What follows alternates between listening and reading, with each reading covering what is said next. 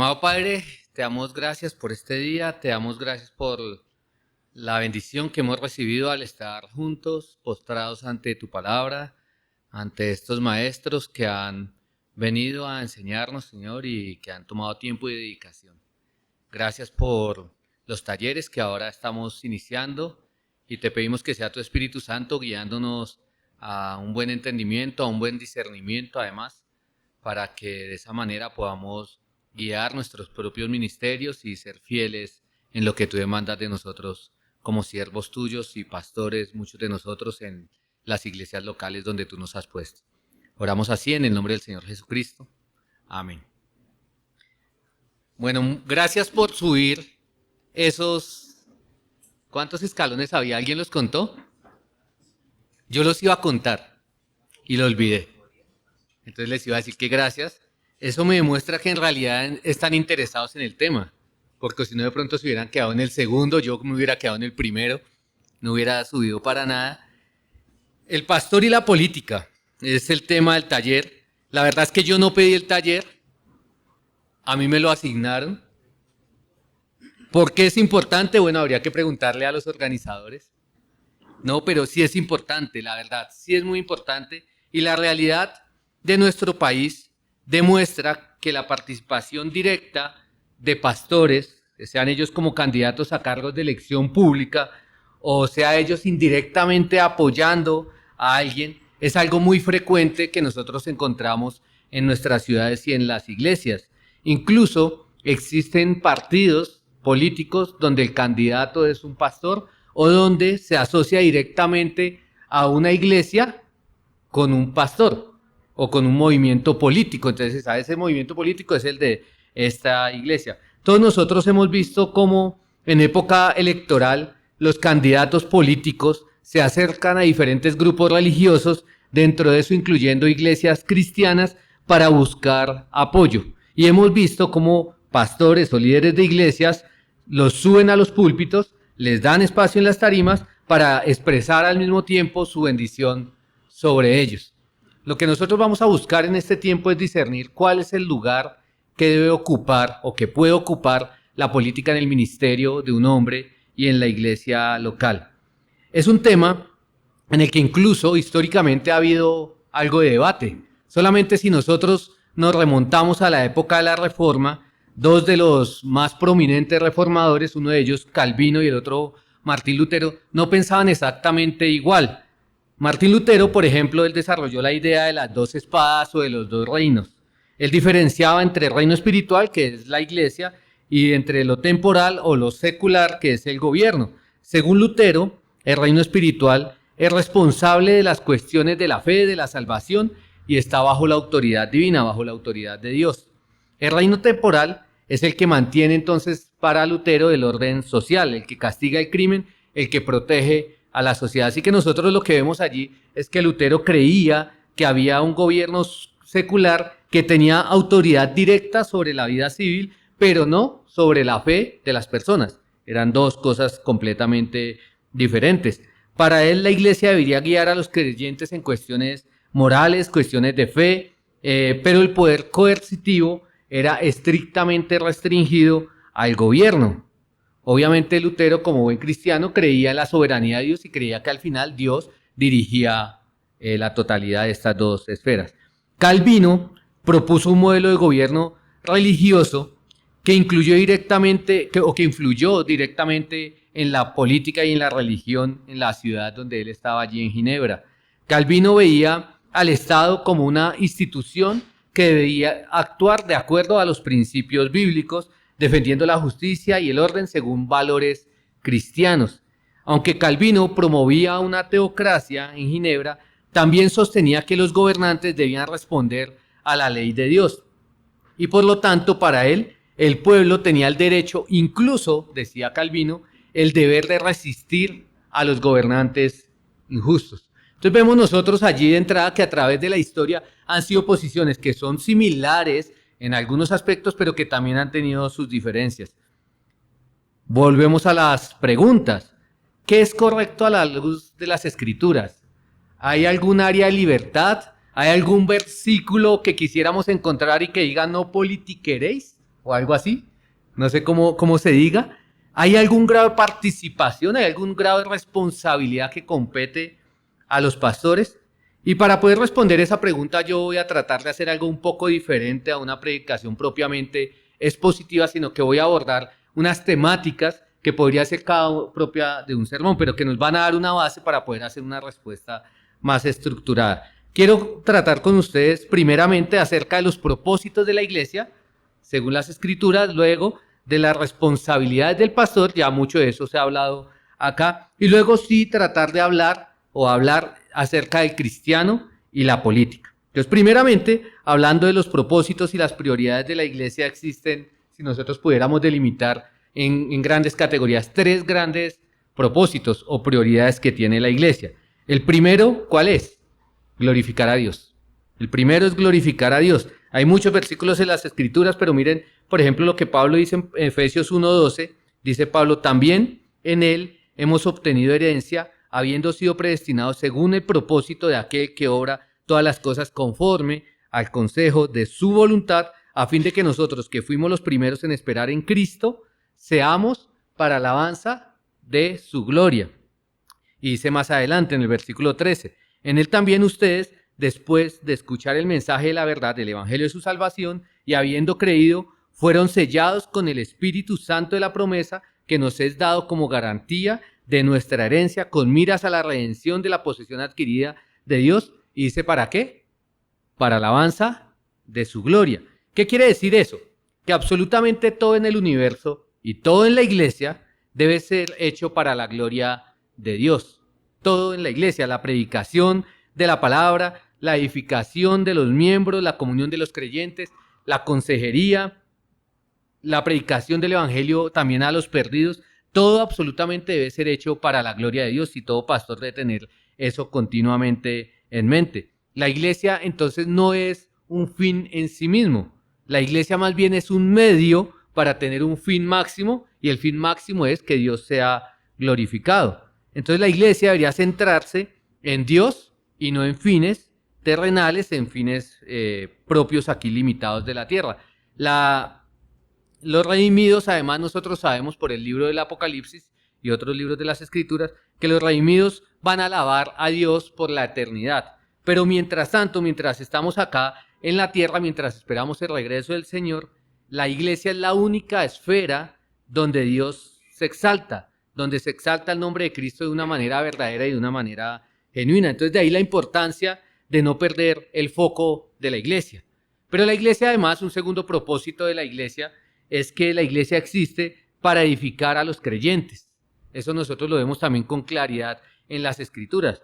Pablo dijo en 1 Corintios 14, versículo 26, cuando se reúnan, cada cual aporte salmo, enseñanza, revelación, lenguas o interpretación, y dice que todo se haga para edificación, para edificación. Y los creyentes somos edificados por medio de la lectura, por medio de la exposición de la palabra de Dios, por medio de todo lo que se hace en la iglesia, y eso debe ser algo que es claro para nosotros, y es que lo que hacemos en la iglesia no es para el beneficio propio, sino debe ser ¿para qué? Primero dijimos, para la gloria de Dios, pero segundo, para la edificación de los miembros.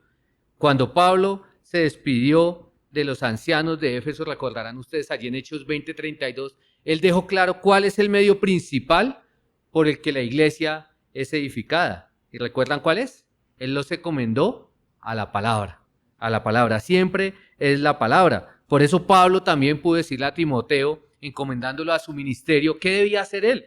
Y él le dijo, toda escritura es inspirada por Dios, es útil para enseñar, para reprender, para corregir, para instruir en justicia. En resumen, a fin de que el hombre de Dios sea perfecto, equipado para toda buena obra.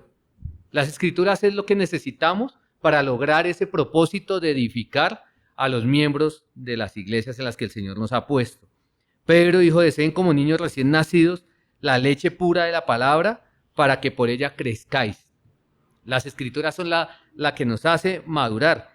Y en la misma instrucción a los pastores en la actualidad recae siempre ese principio. Para nosotros hoy en día el principio es el mismo.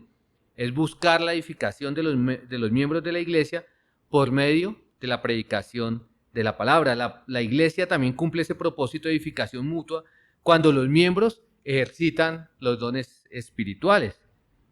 En una manera especial, cuando los pastores, maestros capacitan a los santos para la obra del ministerio, como nos dice Efesios 4, para que ellos hagan la obra del ministerio, también ahí nosotros estamos entonces cumpliendo ese propósito. Entonces vamos viendo, ¿qué nos dicen las Escrituras? ¿Que cuál es el propósito de la iglesia?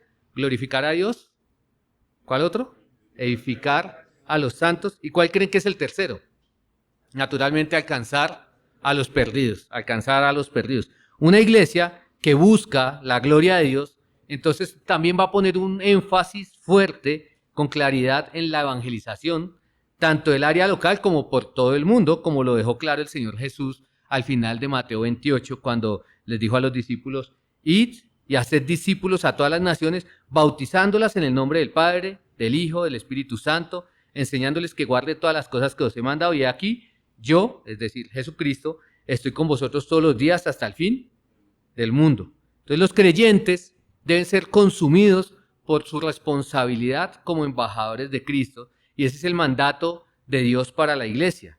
Y cuando otras prioridades se meten, cuando otras prioridades o actividades se convierten en una prioridad para la iglesia, entonces estos tres propósitos por los que el Señor establece la iglesia, ¿qué pasa?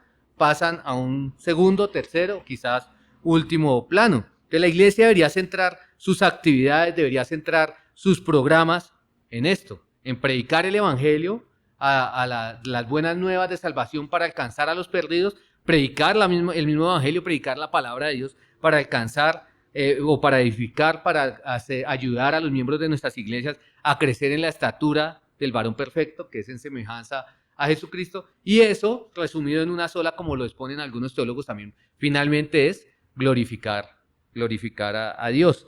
¿Y esto por qué? Porque en realidad solo el evangelio, a través del Espíritu Santo, puede lograr un cambio verdadero en los individuos y en las comunidades. El evangelio transforma de adentro hacia afuera, y lo que los cristianos estamos llamados es a eso, a predicar un evangelio en cualquier contexto en el que el Señor nos ponga, en el que el Señor lo ponga a usted o me esté poniendo a mí o nos ponga a cada uno de nosotros.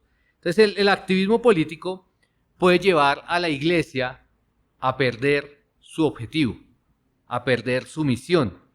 Puede además generar incluso divisiones. Leía esto en un escrito del pastor MacArthur y él escribía allí como hay creyentes que pueden asociarse con quienes tienen las mismas convicciones políticas, con quienes tengan los mismos principios o coincidan en algunos principios morales, aunque no sean creyentes, con objetivos políticos. Y por el contrario, pueden rechazar a hermanos con quienes no comparten algunas ideologías políticas, simplemente porque van en orillas diferentes.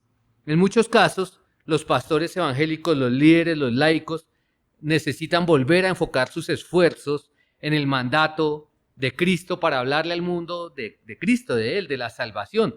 Si en realidad nuestro mayor deseo es glorificar a Dios, entonces nosotros hemos de hacer esas prioridades de la iglesia y nosotros nos vamos a enfocar en la misión que Dios tiene para la iglesia. Entonces eso es lo primero, la misión de la iglesia. Ya ahorita voy a retomar un poco. Otro aspecto que me parece importante tratar es que el título de la conferencia, para ser justos, ¿cuál era o cuál es? El pastor y la política, ¿cierto? El pastor y la política. Entonces, me parece correcto abordar qué hace un pastor. Es la típica pregunta de los niños. Papi, ¿y el pastor qué hace entre semana? Bueno, ¿qué hace un pastor? Las escrituras nos muestran. Si pudiéramos englobar, casi siempre que queremos hacer un poco de teología, tendemos a categorizar y a meter todo en un paquete. Si pudiéramos hacer eso, ¿qué hace? ¿Cuál es la responsabilidad principal de un anciano, de un pastor, de un presbítero, que son términos intercambiables en las escrituras? Es cuidar la iglesia de Dios. Cristo le ha dado autoridad para ejercer el liderazgo con una autoridad delegada que viene de parte suya. Los ancianos entonces proporcionan el liderazgo y la supervisión de los asuntos de la iglesia local. Pablo indicó en 1 Timoteo 5:17, los ancianos que gobiernan bien sean tenidos por dignos de doble honor. Así que eso es una responsabilidad también de los ancianos, que se deriva, si podemos decirlo así, del cuidado. ¿Y es cuál? Gobernar, presidir los asuntos de la iglesia. Eso indica que los ancianos son la máxima autoridad terrenal en la iglesia. Son los encargados de supervisar un rebaño que, ojo, no es propio, sino que ese rebaño que le pertenece al Señor. Pedro lo deja claro en su primera carta. Él dice a los ancianos: pastoren el rebaño entre ustedes, velando por él no por obligación, sino voluntariamente, como quiere Dios, no por avaricia de dinero, sino con sincero deseo. ¿De quién es el rebaño? De Dios. La responsabilidad de los pastores es cuidar unas ovejas que no les pertenecen. Ese rebaño que los pastores deben cuidar es la congregación en medio de la cual el Espíritu Santo les ha hecho obispos para pastorear la iglesia que es de Dios, la cual además, según Hechos 20:28, Él compró con su propia sangre. Eso porque es importante, porque nos muestra la responsabilidad del pastor, que es cuidar algo que costó el precio de la sangre del Hijo de Dios, del Señor Jesucristo. Entonces los ancianos son cuidadores y administradores de ovejas que no le pertenecen, de ovejas que fueron compradas al precio más alto que jamás se puede pagar. Además, las Escrituras también nos muestran que los pastores son los responsables de predicar la palabra de Dios. También dijo Pablo a Timoteo: los ancianos que gobiernan bien sean considerados dignos de doble honor, principalmente los que trabajan en la predicación y en la enseñanza. Es por esto que dentro de los requisitos que están en 1 Timoteo 3, el único requisito que tiene que ver con una aptitud, con una habilidad que deben tener los pastores, ¿cuál es? Que debe ser apto para enseñar. Y a Tito, Pablo le dice que debe ser capaz de exhortar con sana doctrina y de refutar el error. Entonces es responsabilidad de los pastores la enseñanza. Eso implica, por supuesto, hermanos, si ustedes que predican, que en algún grado están predicando, algunos seguramente cada semana, eso implica tiempo en las Escrituras. Eso implica estudio. Pablo le dijo a Timoteo: entre tanto que llego, ocúpate en la lectura de las Escrituras. Ocúpate en la lectura, la exhortación y la enseñanza. Y le dice en su segunda carta: procura con diligencia presentarte a Dios aprobado, como obrero que no tiene que avergonzarse. ¿Cómo es un obrero que no tiene nada que avergonzarse y que se va a presentar un día bien delante de Dios? Bueno, porque maneja con precisión la palabra de verdad. Entonces la predicación demanda esfuerzo, demanda tiempo de nuestras vidas, de nuestros horarios. Los pastores son responsables de brindar alimento sólido al rebaño. ¿Por qué? Porque de eso depende el crecimiento y la salud espiritual de las ovejas. Si el alimento que brinda el pastor a las ovejas es malo, la salud espiritual de la iglesia, ¿cómo va a ser? Pues proporcionalmente va a ser mala. Si el alimento que brinda es un alimento debidamente preparado, si hiciéramos el símil con la culinaria, donde se lavan los alimentos, se les quita y se organizan debidamente, pues va a ser un alimento que va a traer salud espiritual. Entonces los pastores son responsables de brindar ese alimento. Entonces deben predicar la palabra. Además nos dice Pablo también que se debe instar, ¿en qué momento? A tiempo y fuera de tiempo. ¿Qué significa eso? A toda hora, como bien lo delineaba Michael ayer. No solamente el ministerio público de la predicación de la palabra, sino también el ministerio privado de la consejería de la predicación de la palabra. Eso incluye redarguir, reprender, exhortar con toda paciencia y con toda doctrina. ¿Qué más hacen los ancianos? Si todavía nos quedara lista para ese manual de actividades que nos muestra las Escrituras, pues nos quedan. Los pastores son responsables de preparar a otros ancianos.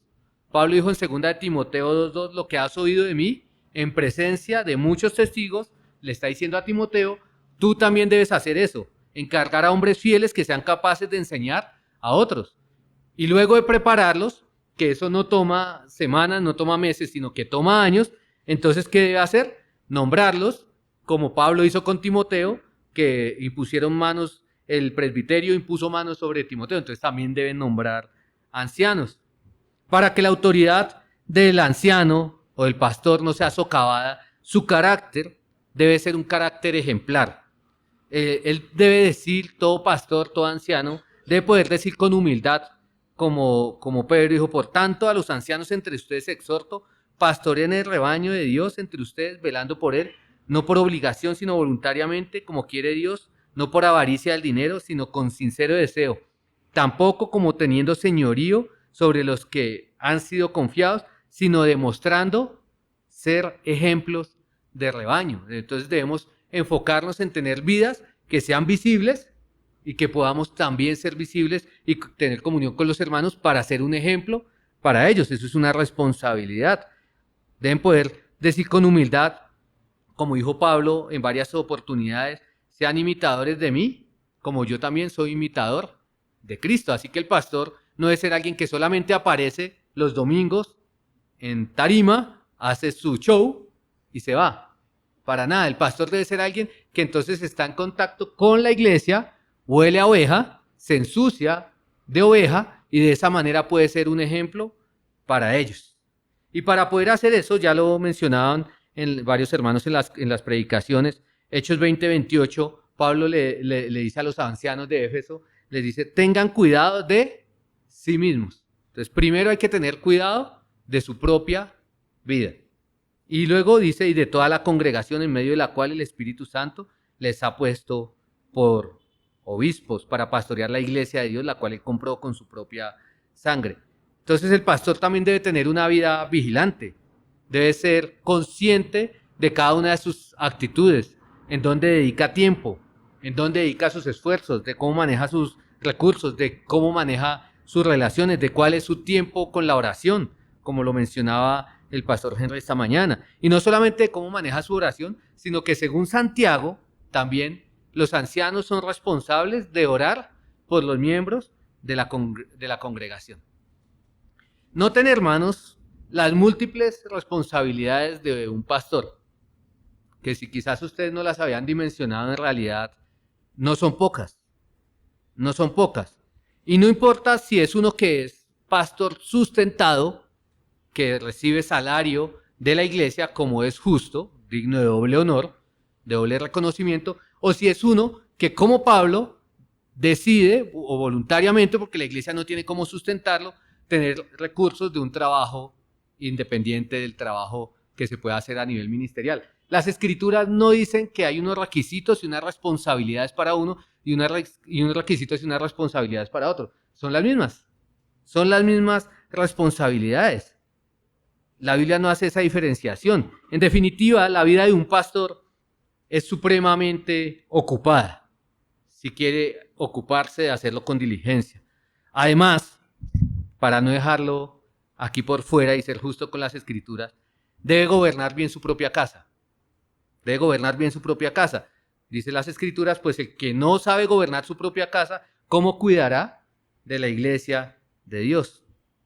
No está permitido para un pastor descuidar su familia por el servicio a la iglesia.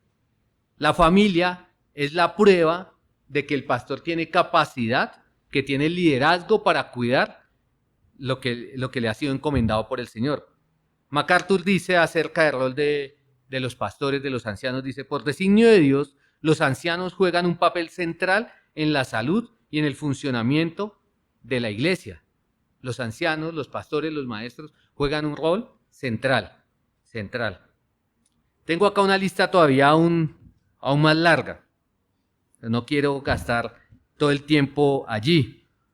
Solamente para los que toman notas, juzgan cuestiones doctrinales también los ancianos.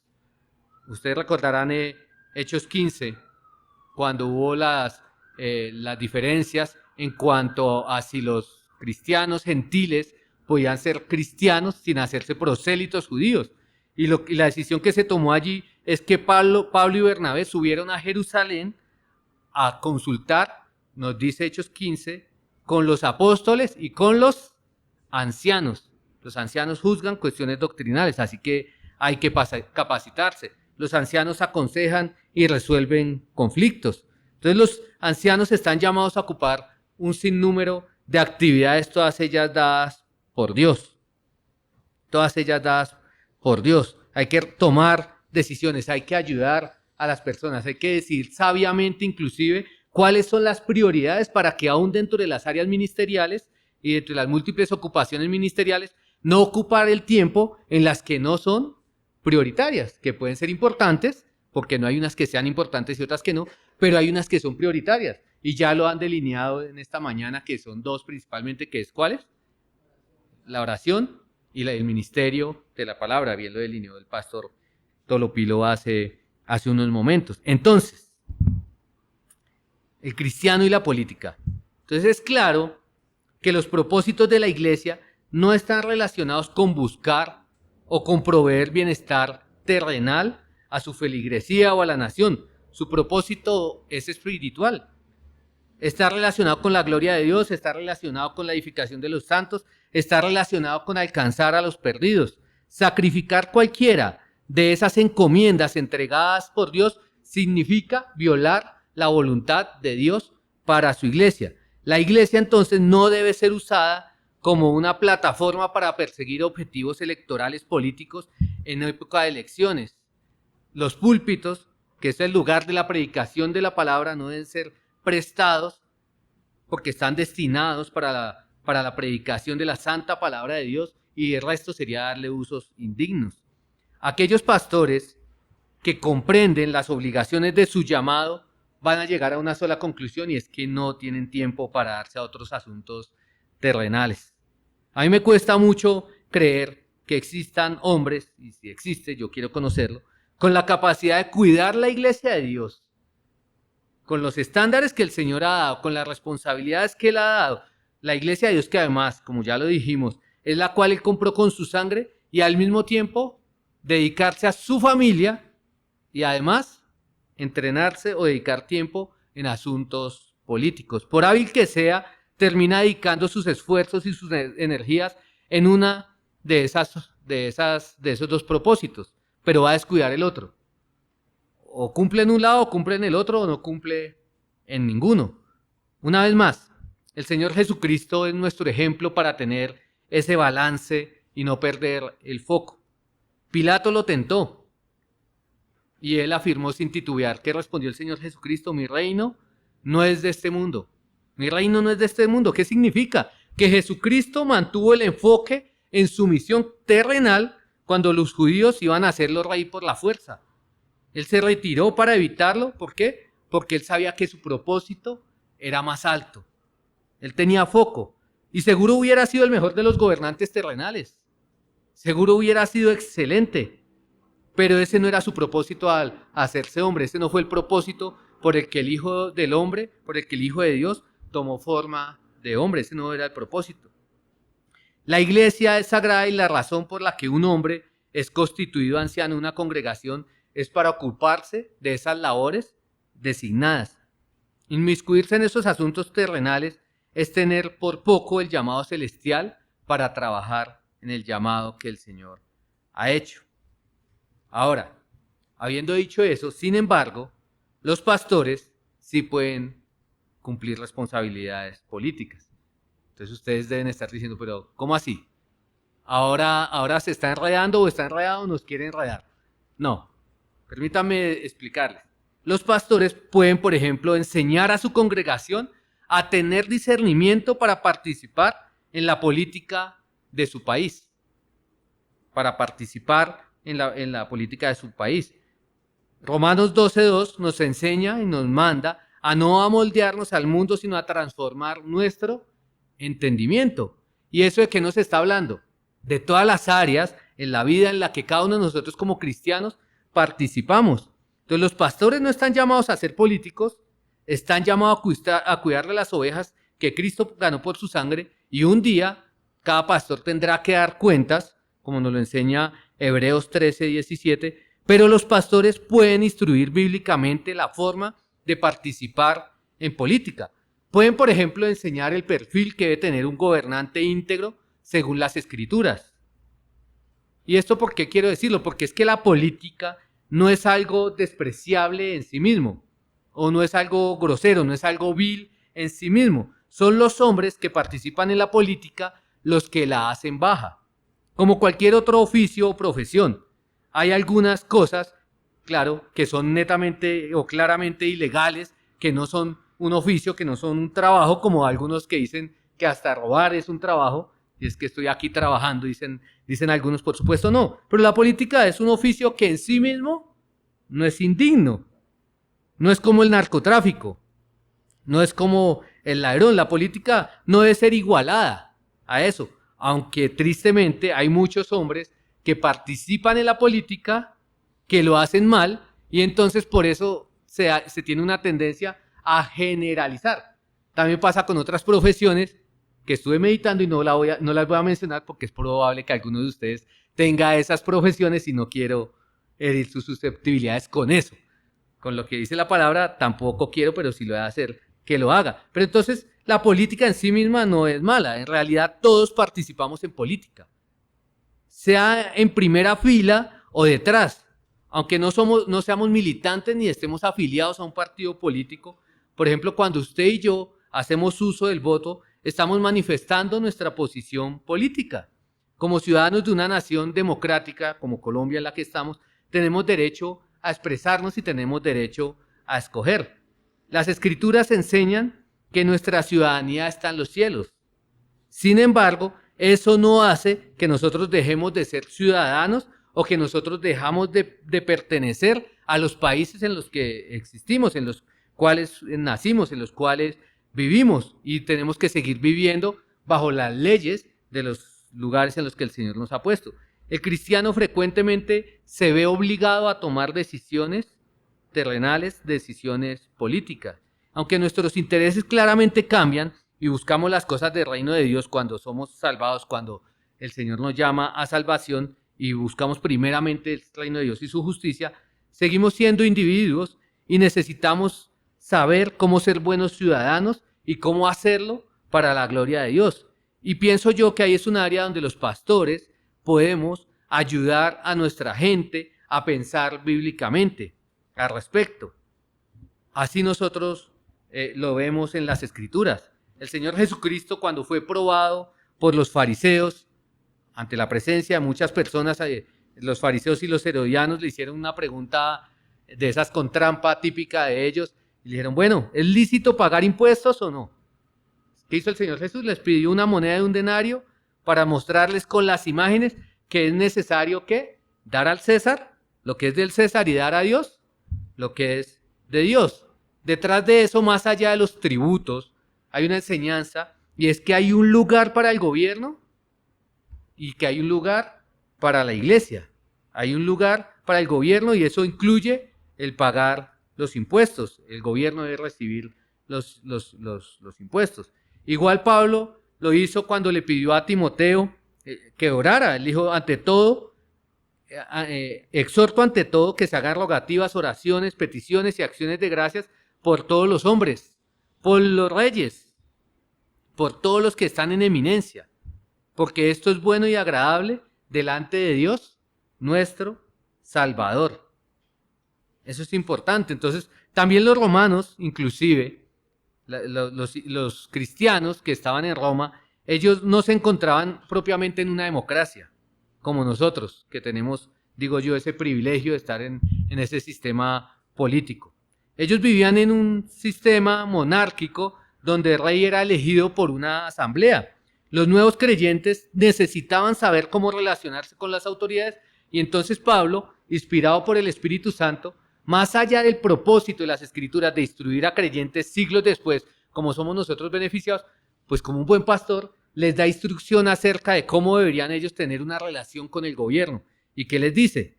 Romanos 13. Sométanse todas personas a las autoridades superiores.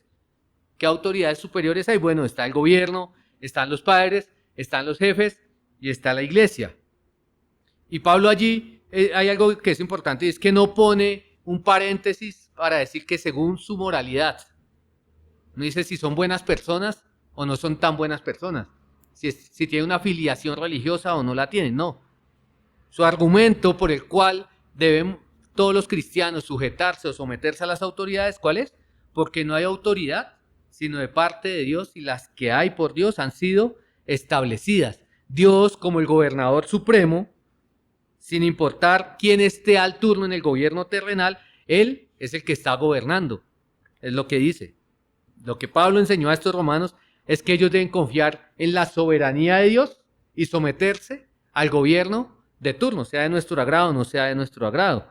Continúa diciendo allí Romanos 13:2, de modo que quien se opone a la autoridad, a lo establecido por Dios resiste, y los que resisten acarrean condenación para sí mismos, porque los magistrados no están para infundir temor al que hace bien, sino al que hace lo malo. ¿Quieres, pues, no temer a la autoridad? Haz lo bueno y tendrás alabanza de ella, porque es servidor de Dios para tu bien. Pero si haces lo malo, teme, porque no en vano lleva la espada, pues es servidor de Dios, vengador para castigar al que hace lo malo. El punto de todo esto es que Pablo entendió un contexto en el que se encontraban los hermanos creyentes en Roma. Él vio que era necesario dar instrucción al respecto. Él vio que era necesario dentro de su carta, que les estaba escribiendo con el propósito de preparar su futura visita, hablarles acerca de su relación con el gobierno, una dificultad que estaban pasando en ese momento. Y así lo hacen en otras áreas, no solamente en el área de la política. Por ejemplo, recordarán ustedes que a los tesalonicenses que estaban ociosos porque estaban allí con un engaño teológico, ellos acerca del regreso de Cristo, entonces Pablo les dijo que ¿qué tienen que hacer ustedes? Ustedes tienen que dedicarse a trabajar, no a esperar los subsidios del gobierno o de la iglesia. Tienen que trabajar y el que no trabaja, que no coma. Entonces las escrituras básicamente a nosotros nos dan todas las instrucciones que necesitamos para la vida y para la piedad.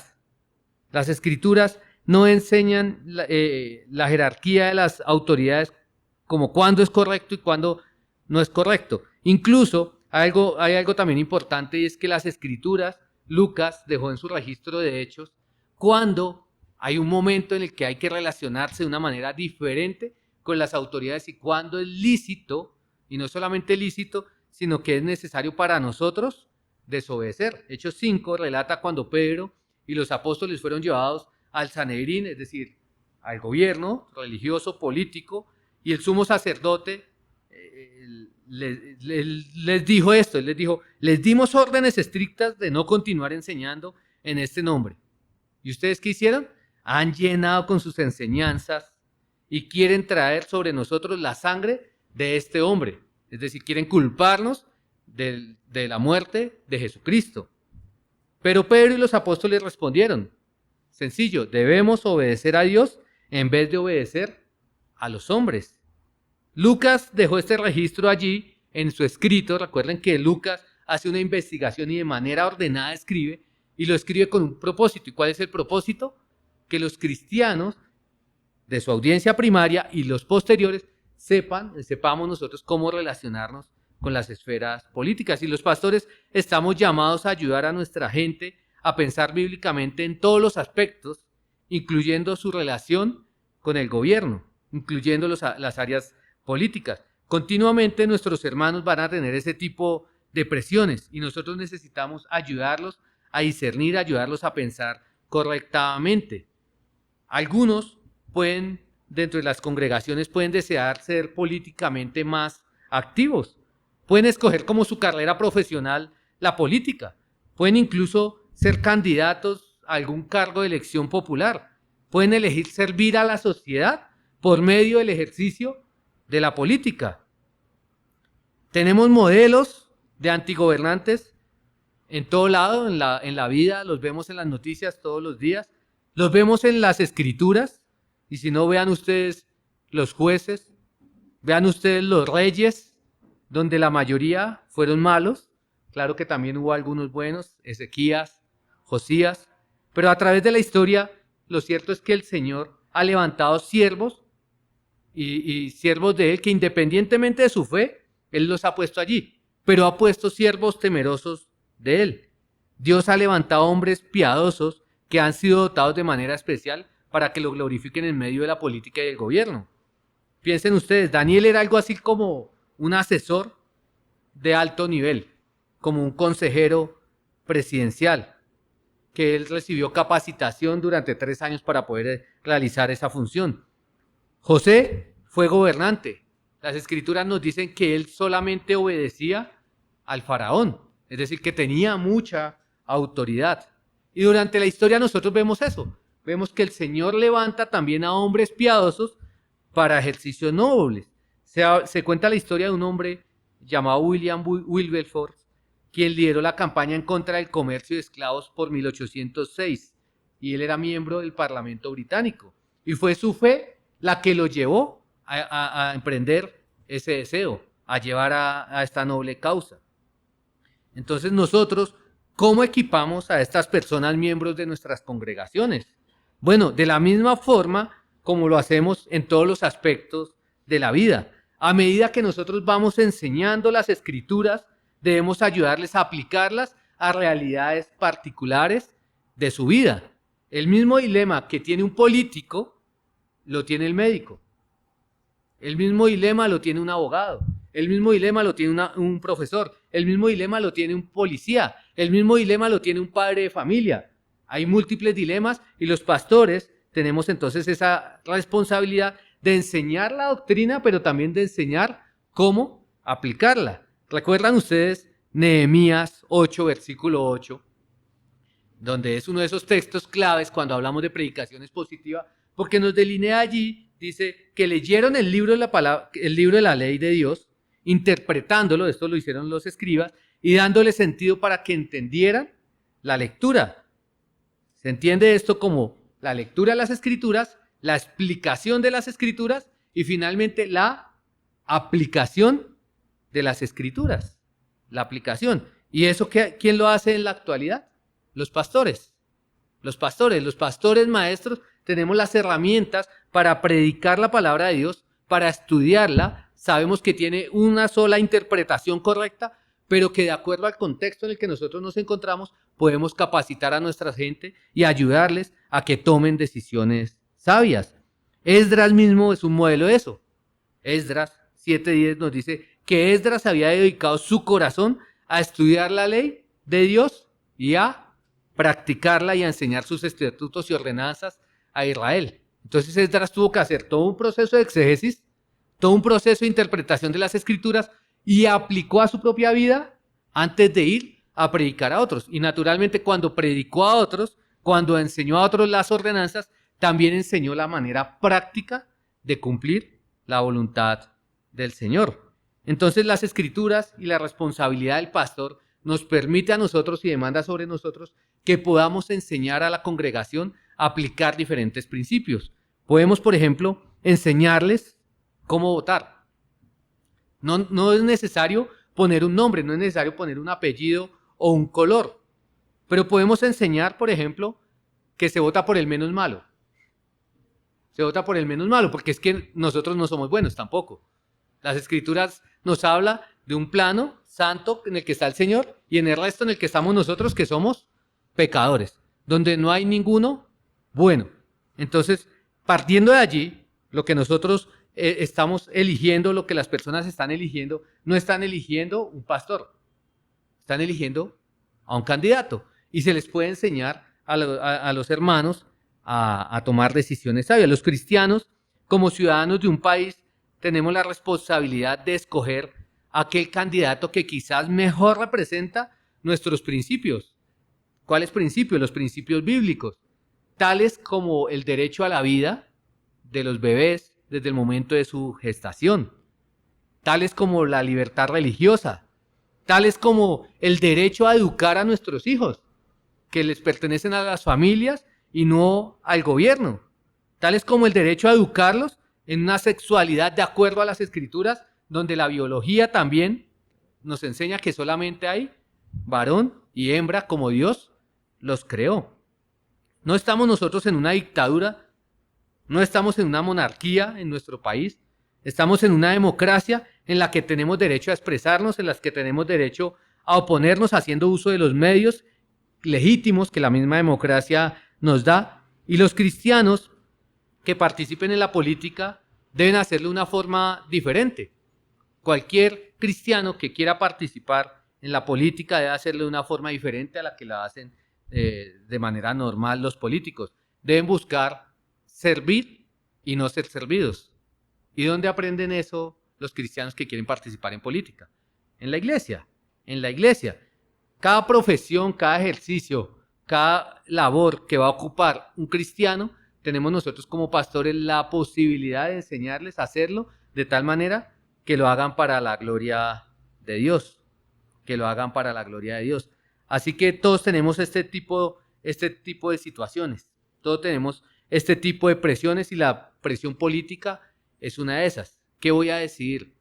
¿Qué voy a hacer? ¿Cómo voy a relacionarme? ¿Qué voy a hacer? ¿Qué voy a decir? ¿En qué tipo de conversaciones voy a participar? Y creo que hay suficientes principios en las Escrituras con los cuales sí tenemos una responsabilidad como pastores de la Iglesia de Dios. ¿Cómo podemos, digamos, tratar de cerrar esto en una conclusión? Antes de abrir a un tiempo de preguntas que me dijeron que hay posibilidad acá, que se responden mañana. No, ¿cómo podemos cerrar? Más o menos.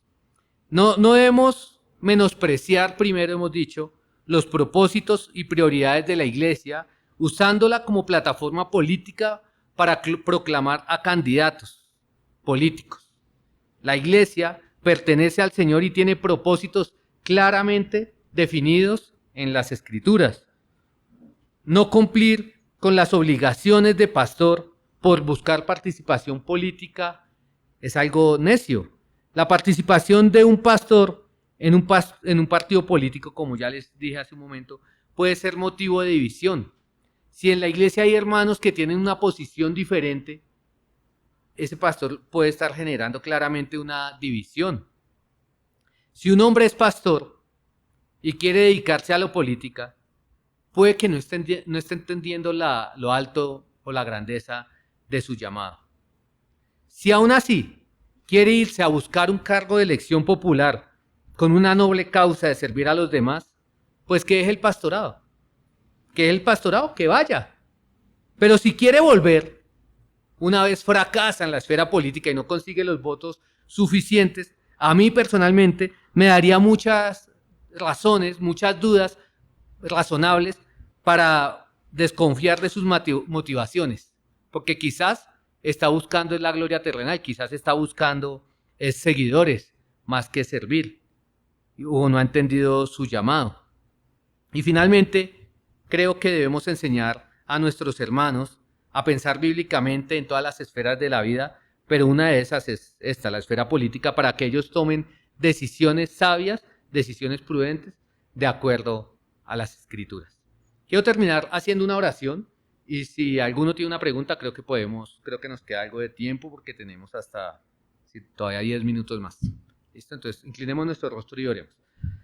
Amado Padre, gracias por permitirnos escudriñar tu palabra, entenderla, porque tu Espíritu Santo nos guía a la verdad.